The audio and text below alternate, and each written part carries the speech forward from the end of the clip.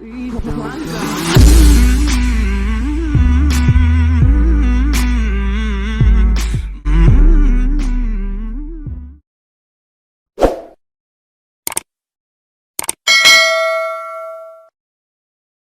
di bulan 2 itu ada 3 orang yang belajar sama saya.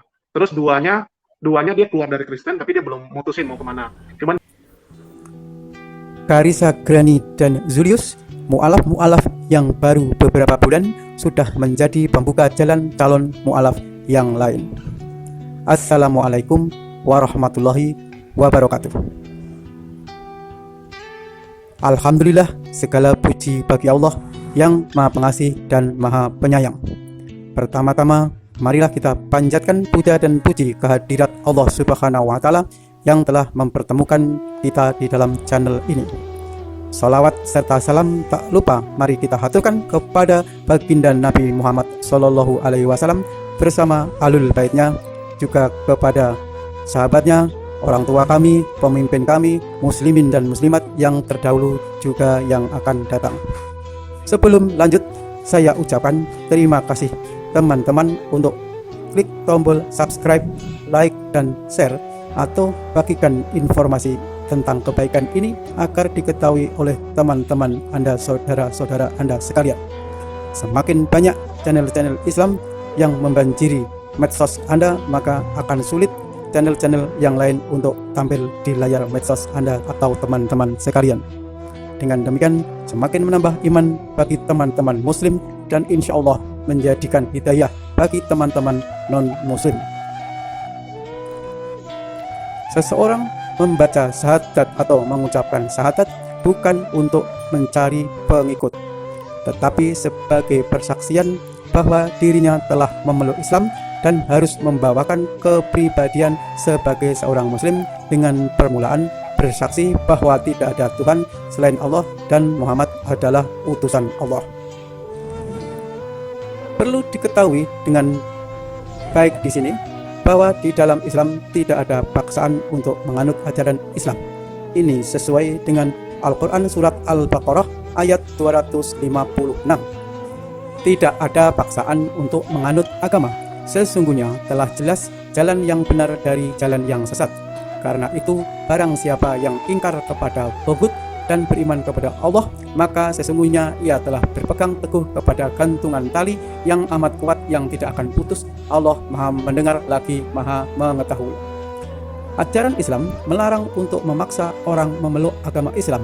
Itulah mengapa setiap ustadz atau ulama yang akan mengislamkan seseorang pasti diawali dengan pertanyaan, apakah ada yang memaksa dalam beragama Islam? Menjadi mu'alaf ada berbagai macam yang melatar belakangi. Tiap orang punya alasan masing-masing, bisa karena pernikahan, lingkungan, mimpi, atau bahkan ingin terkenal. Namun demikian, jika kita tilik benar-benar yang membedakan adalah para mu'alaf ini bisa menerima konsep ketuhanan di dalam Islam, dan dia tidak bisa menerima konsep ketuhanan agama sebelumnya, terutama mu'alaf yang dahulu beragama Nasrani. Itulah mengapa di dalam Islam sebenarnya kita lebih tepat disebut kembali kepada ajaran yang benar atau fitrah manusia beragama. Ini sesuai dengan arti kata Islam dalam agama Islam yang berarti damai.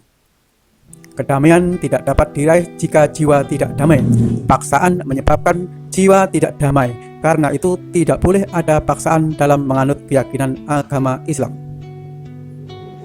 Telah jelas jalan yang lurus dan batil, itu sebabnya orang gila yang belum dewasa atau yang tidak mengetahui tuntunan agama tidak berdosa jika melanggar atau tidak menganutnya.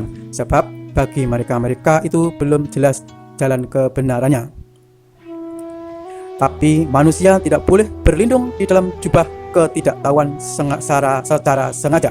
Setiap manusia mempunyai potensi untuk mengetahui, namun potensi tersebut kadang diabaikan. Jika manusia menggunakan potensi, maka dituntut tidak boleh menyia-nyiakan potensi tersebut. Di dalam ayat lain juga disebutkan, Sesungguhnya engkau Muhammad tidak akan dapat memberi hidayah atau petunjuk kepada orang yang kamu kasihi, tetapi Allah memberi hidayah kepada orang yang Dia kehendaki, dan Allah lebih mengetahui orang-orang yang mau menerima petunjuk. Al-Qasas 28:56.